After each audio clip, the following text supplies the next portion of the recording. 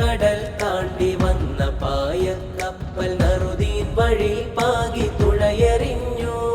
നേരിൻ സുഭാഷിതം നാടറിഞ്ഞു. നൂറിന്റെ ചരിതം ഇതാ പിറന്നു. നൂറായി സമസ്ത ഹുദാ പടർന്നു. കലിമത്തിൻ പൈതൃക പെരുമപ്പതക്കമായി ജൈവിളിയാരവം ധ്വജമുയർന്നു. തിരുനബിത്താവഴി